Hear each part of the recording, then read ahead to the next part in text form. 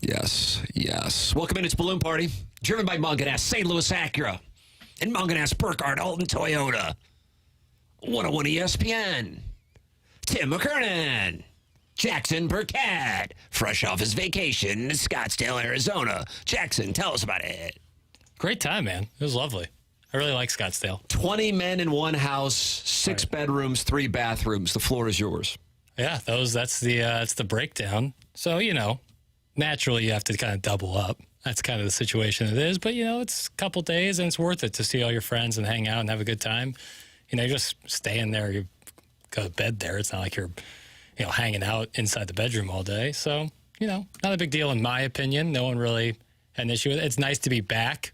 Is it really? I mean, you're like, oh, I can't wait to get back to St. Louis. The Scottsdale thing, it's so tiring. No, it was like, trust me, while I was out there, it was lovely. But yesterday was a long travel day, and again, you're sharing bedrooms with other guys. It's just not like, it's great for a weekend. It's not great for an extended period of time. I see. Yeah. What about the 3-bathroom thing for 20 guys? That was honestly way worse. That was honestly not only having 3 bathrooms, because everyone's like showering or you're trying to use the bathroom, and it's difficult. You got to be strategic with that. So it's nice to get back in that, where I can just go to the bathroom, shower, use the restroom whenever I please. Yeah. So that's nice. But I got back last night at 8:15 and, didn't get back into my home until 9:30. So I'm fresh. I'm fresh back. Look at you. But glad to be here. Wonderful to have you back. Marshy Marsh and the Playful Posse did a wonderful job. As expected. I want to make that clear. That's not taking a shot at Jackson. It's just saying Andrew Marsh did a wonderful job. Yeah, no, he's great. 2 things can be true. Jackson's a delight. Marshy Marsh and his Playful Posse, a delight. Yeah, and big shout out to Marshy for stepping up and doing that. His show doesn't come on until 2. Right. So to come here early like that is very kind of him, and to do that. So. And he did Little Piddle's Friday 6-shooters. Yeah. He sent me the questions Wednesday evening. And you approved them. I said, these are great, man. I said, right, they were much more succinct, much more to the point than my nonsense, and I appreciated that, and I think probably the listeners did too. So, shout out to Marshy for stepping up and doing that. Much appreciated. And I will be vacationing in the Hamptons starting this Thursday, and Marshy Marsh will be in here with Josh Ennis, who will be filling in while I'm vacationing in the Hamptons. And I'm going to your place in the Hamptons. Yeah. And that's in Southampton. A little quiet this time of year. Yeah, Billy Joel was in L.A. last night performing at the Grammys, so I won't be able to see him. I assume he just stays out there, drives back across the country like the Griswolds and Wally World. Yeah, but you get a couple lobster rolls in, you won't notice, the low amount of traffic in there, So Hamptons is lovely any time of year, especially now. So just make sure you lock the back door when you leave. When is Jackson's friend's wedding, and will he be bringing a date? How about that? September, and yes. Oh, did he do it when on a weekend Missouri's playing college football? I didn't look at that. That's the first thing you look at. I mean, when you're an SEC school, you don't schedule weddings in fall. No, I know. He went to Kansas, so I guess it's more of a free. Yeah, he doesn't know anything about that, which was a point of consternation this weekend. But what was the issue? A lot of Kansas guys there. His college is that friends. right? Yeah, the Missou guy was kind of taking some jabs back. These are all Horton Watkins guys who went to Kansas? No. So Horton Watkins guys, like half the people went to high school with my buddy, me being one of them, and then the other half went to school with him at Kansas. Oh, they were rock chalking. Yeah, and he was a big Missou fan growing up. Had a nice win against Houston. Yeah, real turncoat. Yeah, they were all watching that. I was like, nice. What do you guys do, September through December? Wow. You're loaded for bear here today. I can't wait to see what you do with this Lil Piddles weekend wrap-up on a weekend that was to weekends what mid-July is to sports with the All-Star break.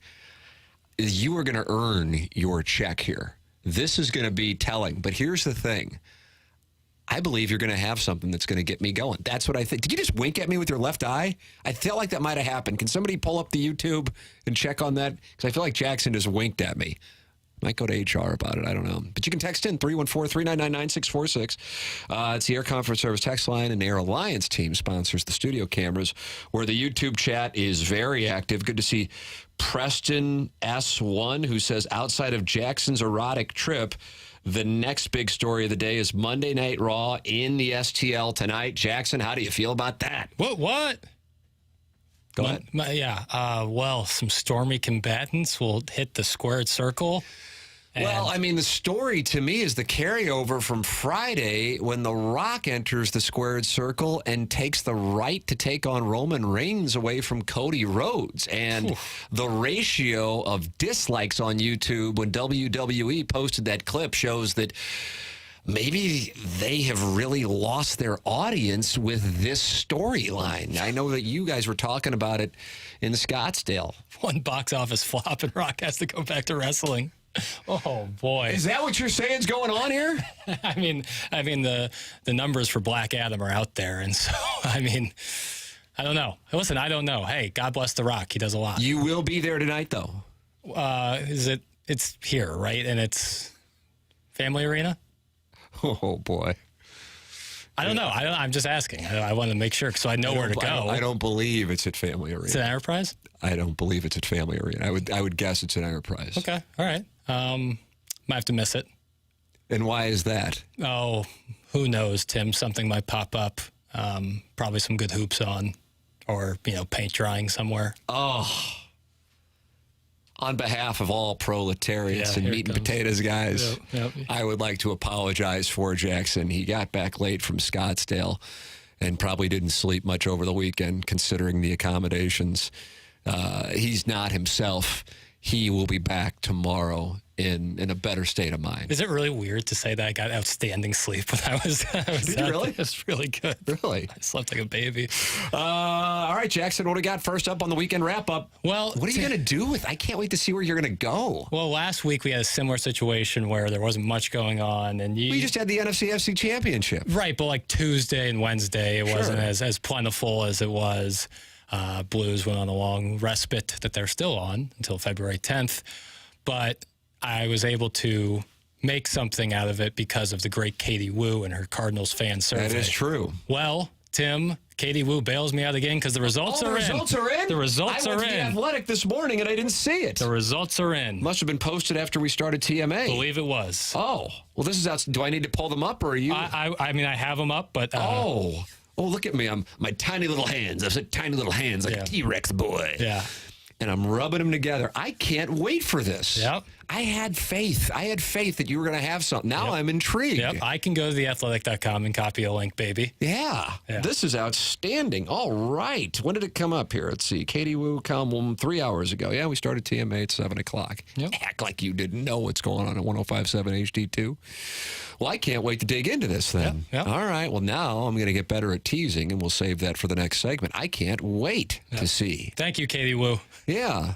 I was like, Jackson's been gone a few days, though, so you'll have some macro questions. You have that, 3-hour flight back? Is that what it is, 3 hours? It was really quick. It felt really quick on the way back. When you're flying west-east, it seems like it's quicker. I could be off the mark. No, I think it's the wind thing. Jetstream. Yeah. You ever go on that Jet Scream at Six Flags? Jet Scream, different than Jetstream? Very quick. Is that something else now? Because I don't think they have around. It's where the Batman is. Okay. Well, I love the Batman. Actually, I don't. I don't know why I said that. I just lied to the audience. I don't like the Batman. Oh, my God. This is like Stern and Private Parts about the Sporting Goods live read. You just stare at your What a feet the moment whole this time. is. When Jackson's doing a movie in 25 years, you'll remember this moment right after he crapped on WWE viewers. I'm a big Screaming Eagle guy. It's my ride. It's a great roller coaster. Yeah. Well, the best is going at the Fright Fest thing at night and riding all those rides at night. Super cool. And what about the Boss? Love the Boss. I love wooden coasters. I do too. The Boss, I mean, it's my favorite, but man, it takes something out of you. Yeah. Ooh, watch this. Ooh. You can ride that. You can ride like the Mr. Freeze a couple times because it's like quick Smooth and as a super mountain smooth. stream. You can ride the Boss once. It's a great time, but you need like a yoga session afterwards. I'm telling you. All right. Hey, this Friday morning, help heat up St. Louis during their 24th annual Hardee's Rise and Shine fundraiser. Stop by any participating Hardee's in the bi-state area this Friday morning and grab a sausage biscuit or egg biscuit for just $1. How about that? 100% of the proceeds of all funds collected will help heat up St. Louis, supporting people in need in both Missouri and Illinois. That's this Friday morning at any participating Hardee's. Find more info at 101ESPN.com. That is this Friday morning. All right, the results of the Athletics fan poll from Katie Wu coming up on the other side of the break. I can't wait. I'm anxious to read this. That's coming up next here on Balloon Party 101 ESPN and the 101 ESPN YouTube channel.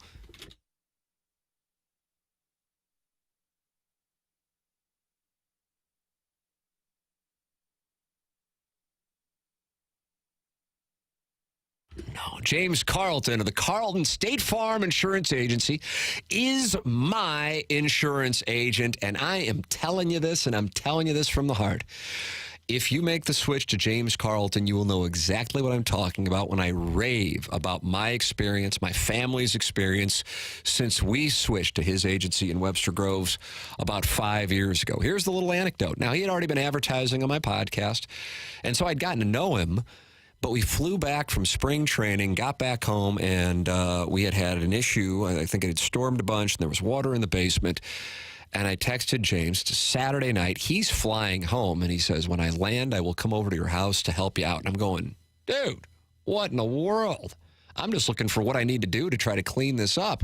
That's the kind of service he provides. Now, I'm saying James is going to show up at your house, but I am saying it doesn't matter what time of day it is, what day it is. He and his staff specialize in customer service. 353 five-star reviews on Google. That's James Carlton. Make the switch and experience the difference. You will understand why I rave about him and his staff at James Carlton, Carlton State Farm Insurance Agency. 314-961-4800 or go online at carltoninsurance.net.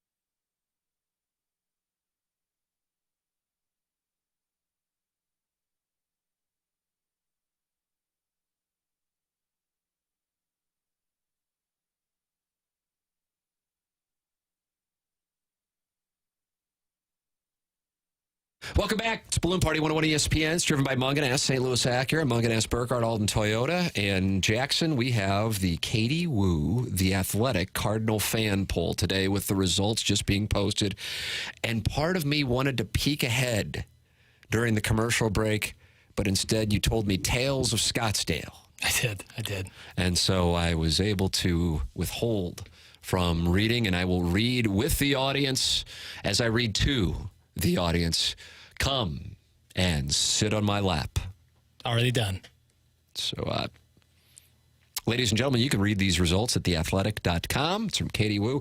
How many people responded, Jackson? 3,070 respondents. That's a nice sample size. Very nice sample size. Question one, how would you describe your level of disappointment in the 2023 season? The choices are the following. I'm not disappointed. I'm angry. Didn't enjoy it, but a losing season was bound to happen at some point.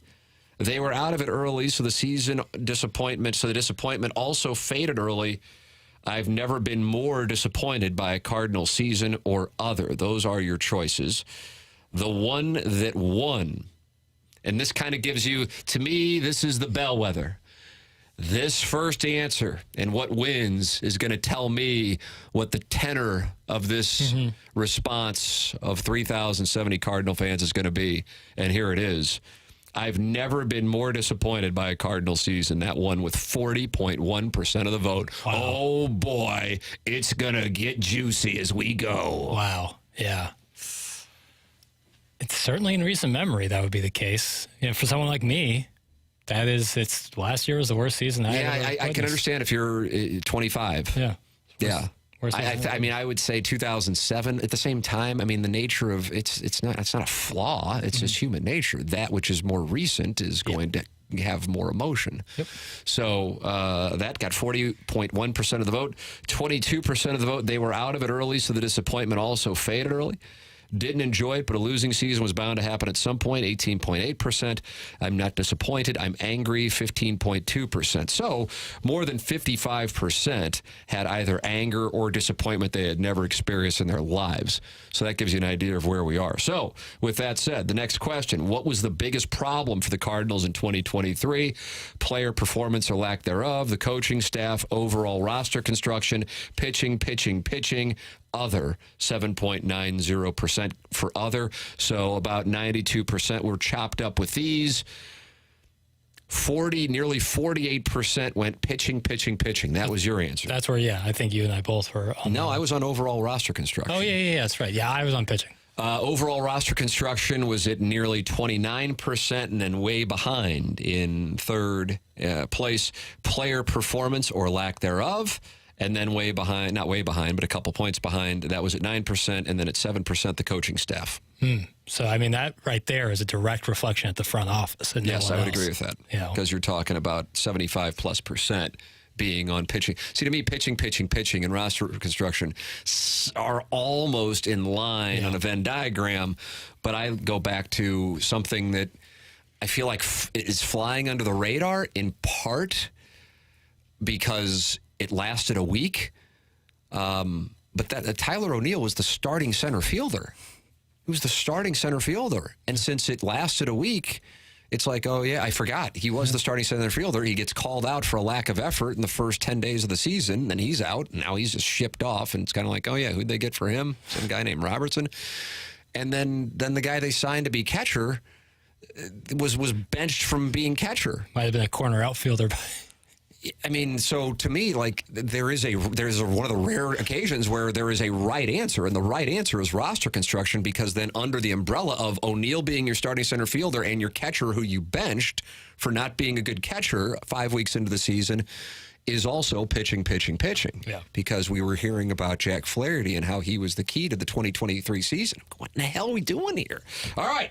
Question 3, how do you currently feel about the state of the franchise? I can't wait to see this one. Yeah, that's a big one. Now, the issue with this is when I think state of the franchise, I think like next 5 years. And I'm not saying that is right and you thinking this year, short term, is wrong.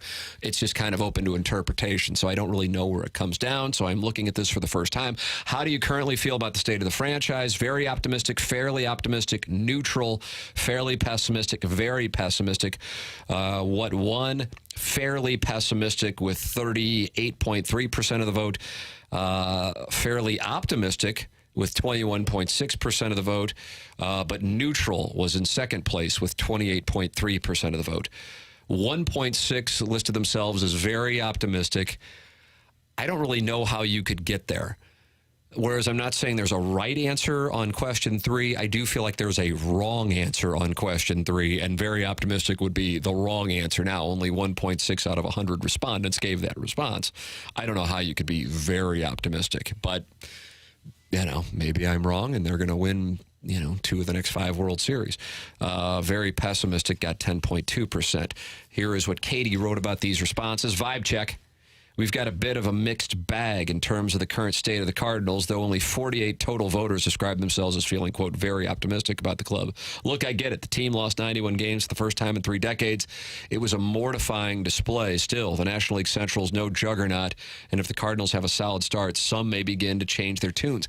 I have to say, with regard to that is not an indication of the strength of the organization or the team, the state of the franchise. It's luck that you're in a division that is so bad. Mm-hmm. See what I'm saying? Right. So that wouldn't, the Cardinals getting off to a great start and being at the top of the National League Central does not necessarily mean the Cardinals are championship contending team.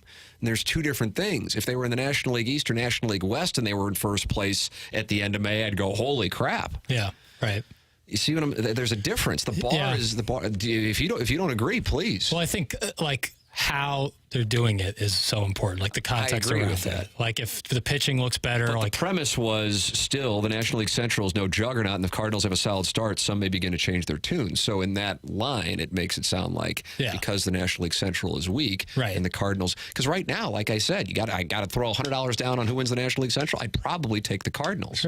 Sure. Yeah. No, but I needed to get like ridiculous odds to pick them to have the best record in the National League. Yeah, if they're doing it, if they're top of the National League Central at the end of May, and it's because, everyone else in the division is just crap, then, that's one thing. But if the pitching looks better, Sonny Gray looks really good, you're getting better starts out of Michaelis and getting good stuff out of Lane Gibson, and guys like Walker and Wynn and Gorman are performing, and Arenado and Goldie are back into their prominence. Well, then if that's the case, they should have the best record in the National League. I mean, you just listed like 9 players, superseding but that's best case scenario. That's probably best case scenario. If 75% of that is true, then I would say that people have more room to be optimistic. I take the question, though, as more of and I guess maybe I'm off because Katie writes about the National League Central not being a juggernaut, and if the Cardinals have a solid start, some begin to change their tunes.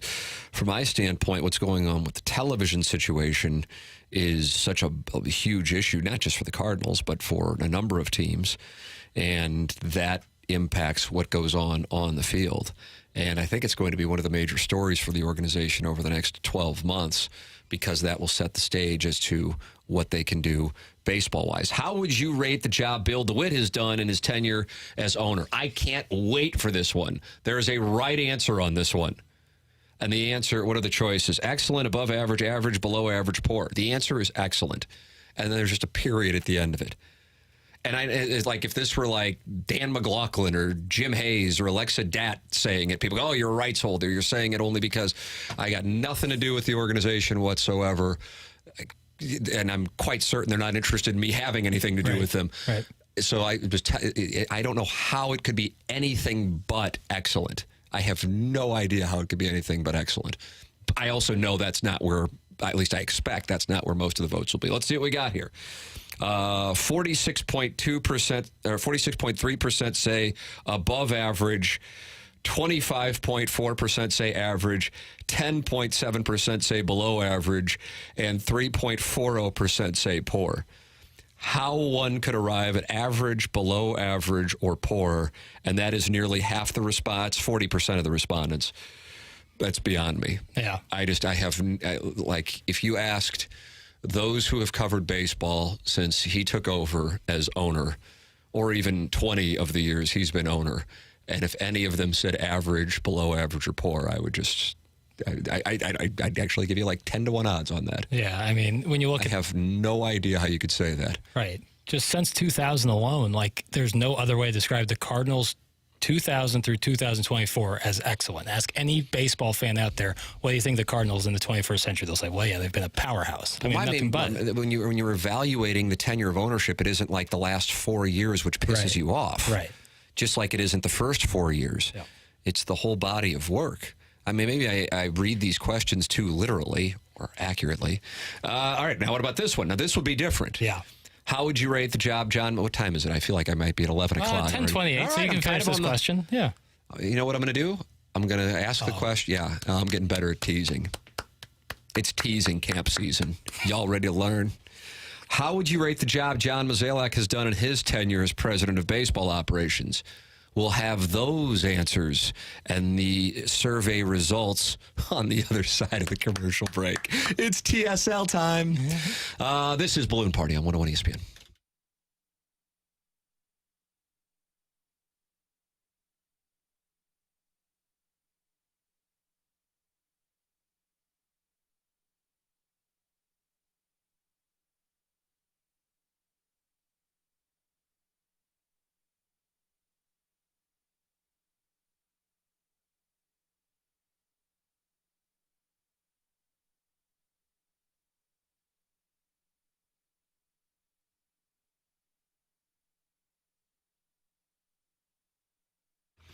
Munganess St. Louis Acura, Munganess Burkhardt Alton Toyota, presenting sponsor of Balloon Party, and the place I go to get my cars and my family's cars as well. It's Munganess St. Louis Acura.com and Munganess Burkhardt Alton Toyota, Alton line at altontoyota.com, and they give a secret number for our listeners to check out, and that number is 314-252-0029. That's Munganess, St. Louis Acura, Munganess, Burkhardt, Alton Toyota for new cars, for pre-owned cars, for purchasing, for leasing, and to get your car serviced. Even if you didn't get your car from Munganess, get your car serviced at Munganess, St. Louis Acura, and Munganess, Burkhardt, Alton Toyota. And I know people might be like, oh, yeah, there's Munganess dealerships all over. There may be. The ones we're talking about, the ones we support, Munganess St. Louis Acura and Munganess Burkhardt Alton Toyota. Online at stlouisacura.com and altontoyota.com.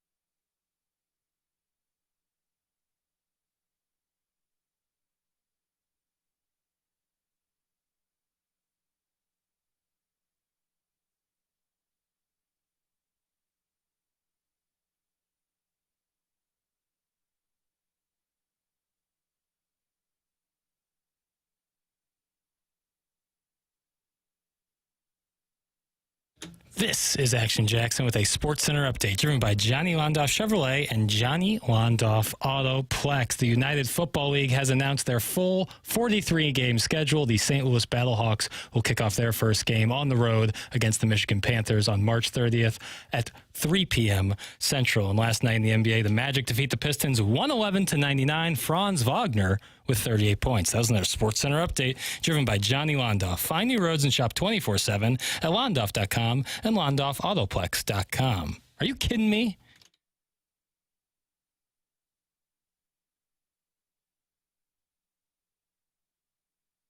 Back, Balloon Party 101 ESPN, driven by Munganess, St. Louis Acura, Munganess, Burkhardt, Alton Toyota. Come and watch us on YouTube. 116 people are in there talking about it right now, including Bishon about sports, Martin Taylor, and Tiny PP. And he runs things in there. That guy, he does a good job with the neighborhood, though. Yeah. You know, I mean, he wets his beak, and that's fine, but he deserves it. He deserves the kind of vig that I pay him. And I just got this tweet during the commercial break, Jackson. The Colonel, Gabriel P. DeArmond, tweeting, Missou announces an anonymous $62 million gift, the largest ever to athletics. $62 million gift. Holy mackerel. $50 million is for improvements to Memorial Stadium. $12 million to Tiger Fund, which is essentially the athletic department's NIL initiative. Yeah. How about that? That's huge. Sweet mother of mercy. I mean, that's massive. That's massive. That's how you get five-star recruits, is having a very robust NIL fund. Wow. How about that? We are in the midst of reading Katie Woo's fan survey on The Athletic. 3,070 respondents. For those just joining us, the last question we tended to, how would you rate the job Bill DeWitt Jr. has done in his tenure as owner? I'm catching some hell in the Air Comfort Service text line for calling it excellent. I will stand by that. And if you disagree with me, I will respect your opinion. And then I will scream at you and insult you personally. Yes. Because if you and then tweet about it. Yeah, right. Because if you have differing sports opinions, those are fighting words. Okay. Yeah. So anyway, 46% say above average. 25% say average, 10% say below average, 3% say poor, 14% said excellent. Now, what did they say when asked about the job performance of John Mozeliak in his tenure as president of baseball operations, which for the record began following the 2007 season? I think the title may have changed, but essentially he's been the baseball chair in that time. I would rate it as, it's tough because the first 8 years are different than the last 8 years. That's how I would review it. Totally. Excellent gets 7.4%. Above average gets 40.9%. That surprises me. Yeah, boy, I would have thought it would have been inverse with the DeWitt and Mozeliak thing. So, wow. So excellent and above average for DeWitt is 60%. Excellent and above average for Mozeliak is 47%, 48%. Would not have guessed that, Tim. I wouldn't have either. That one caught me off guard. Average is 28.6%. Below average is 14.9%. Poor is 8%. I have to tell you, I'm surprised. I would have thought heavily weighted towards the latter two options of below average or poor. That's crazy. I mean, again, considering the whole body of work, I understand, but the whole body of work in the case of John Mozeliak is leaving out 1996, 2000, 2001, 2002, 2004, 2005, 2006, which all would fall under Bill DeWitt's tenure as owner. That is material to the conversation. Totally. So I'm surprised by that, but that's the results. Color me surprised. That's why I didn't look at these before we started reading. Yeah, nice and organic. How confident are you in ownership? Very confident, somewhat confident, unsure, not very confident, not confident at all. The winning is not very confident. That's 34%. Second place, unsure. And third place, not confident at all. So unsure, not very confident, not confident at all gets nearly 70% of the vote. Somewhat confident gets 26%, and very confident 5%. It'd be tough to be like, man, I'm very confident about the next coming year. And so some may say, well, then how can you rate Bill DeWitt's ownership as excellent and then also understand where people are coming from on this? And I would say, well, because I'm looking at the body of work. Now, if you said over the last 5 years, I would have a different opinion. But I'm going back to since he bought the team in 1995, and I'm also including business decisions and what I would consider somewhat philanthropic, even though I realize they are incredibly profitable on the venture of funding privately the majority of the build out of that new ballpark and keeping it in downtown St. Louis and Ballpark Village, although some would say Ballpark Village has not been a positive for St. Louis if you look at the entirety of downtown St. Louis, and as a 4-year resident of downtown St. Louis, where I lived on Washington Avenue, is a lot different now than it was 15 years ago, pre-Ballpark Village. So with that all established, I can understand why somebody wouldn't have confidence. Oh, yeah, totally. Because the method that gained them success for the first 15 years of the tenure, people have either caught up with it or that method is outdated. Yeah. And one may say the organization is too quick to make changes, or is too slow to make changes, whereas other organizations will move quickly if things are not working out. So from that standpoint, I would understand where people are coming from on that. My level of confidence is higher, but it is not, it's not as passionate on the how I would rate him excellent, for example, is his tenure. I am intrigued to see what happens over the next 2 years. And I say next 2 years because I understand what I believe the strategy is this year, which is to be more short-term oriented because they are concerned about the long-term stability of the television dollars. Even though I realize a lot of people don't want to hear that because they will say, well, he's a billionaire. It doesn't matter. He should spend the money. It's just not where I come down on it. How confident are you in Missou in the front office? Different kind of question. Very confident, somewhat confident, unsure, not very confident, or not confident at all.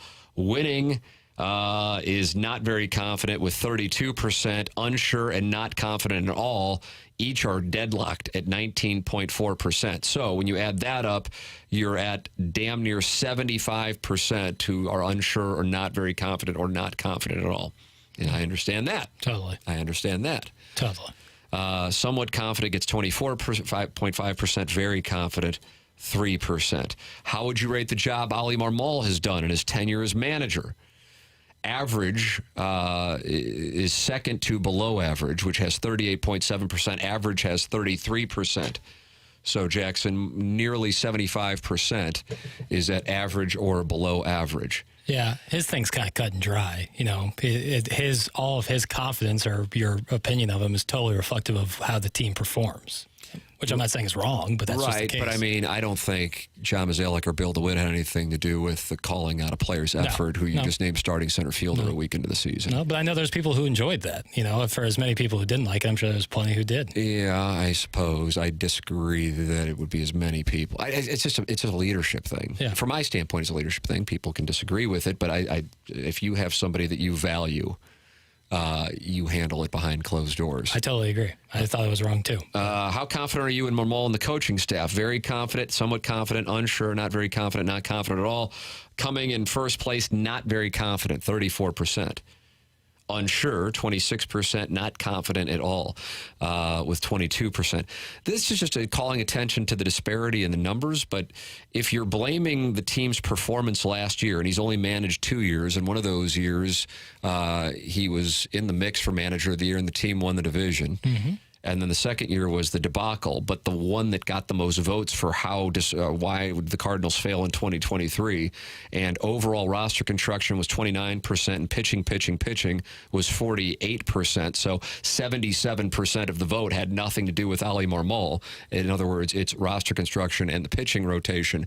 I don't know why he is, you see what I'm saying? And by the same respondents, it's rather inconsistent. Would agree. You can text in an insult as to why that's not true, even though it's math and it's not really something that's up for debate, but nonetheless, I'm sure somebody will find a way. And how many games will the Cardinals win this season? 95, 90, 85, 80, or 75 are your choices. I would go with 85. That would be where I would go if I'm given those choices. Yep. 47.9% say 85. Boy, just damn near equal dispersion of 21% 90 and 20% 80. and then 1% go with 95, and 7.7% 75.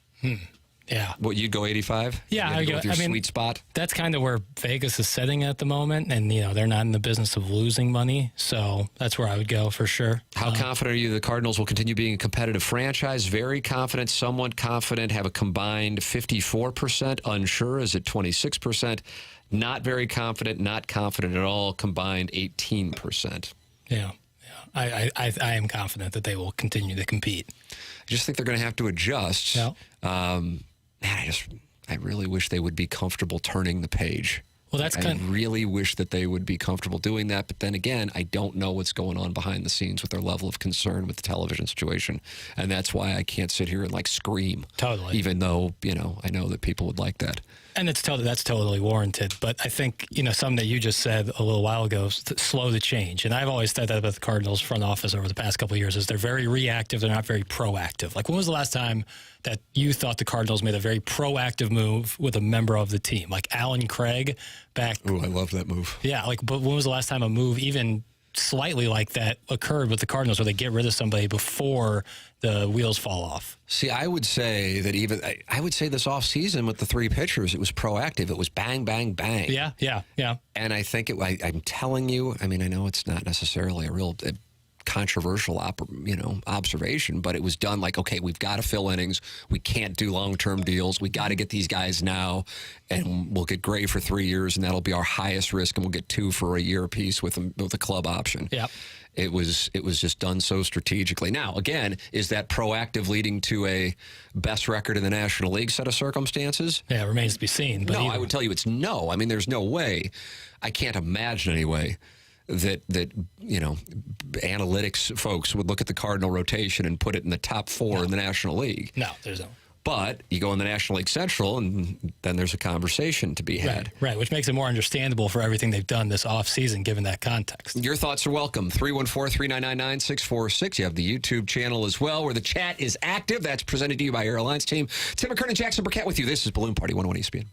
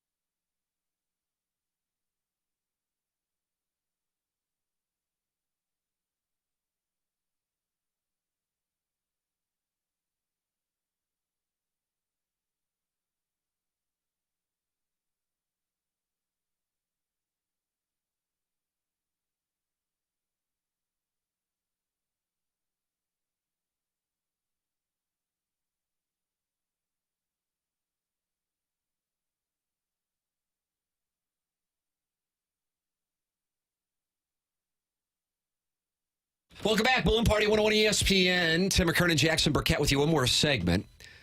Jackson, I have a meeting with a new client coming up here, 11:15. Nice.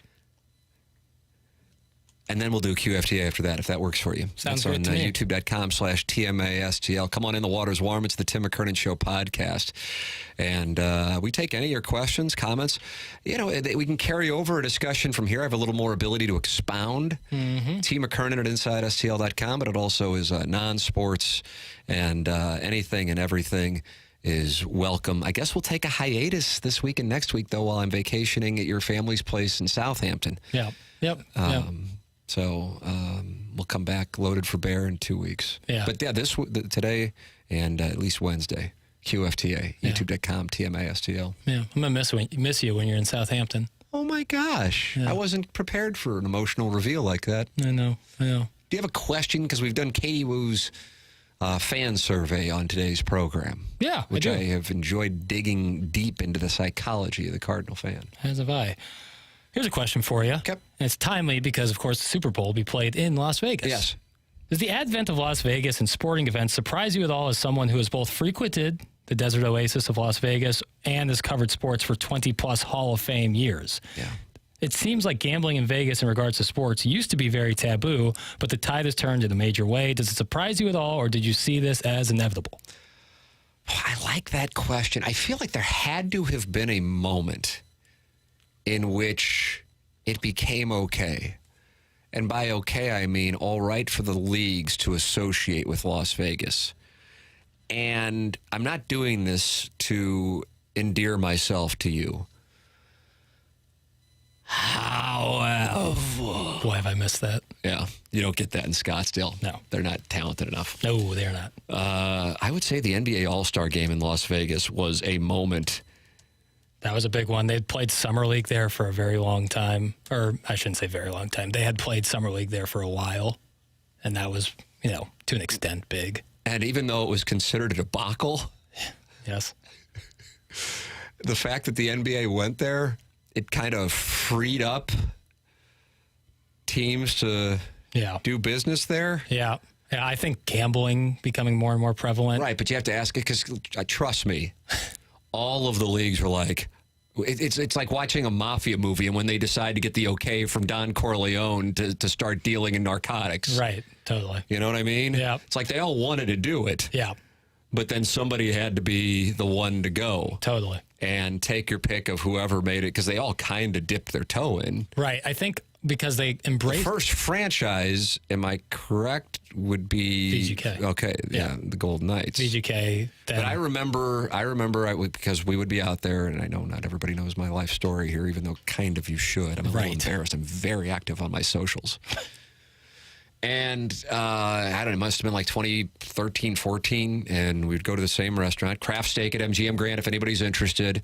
And I'd be out there for playing the World Series of Poker, like a couple weeks at a time. And this waiter said, the guy who wants to bring the NHL here, and he was saying he's a former, I think, West Point guy. I don't know, and that's the tie-in on the Golden Knights. Yeah. Makes sense.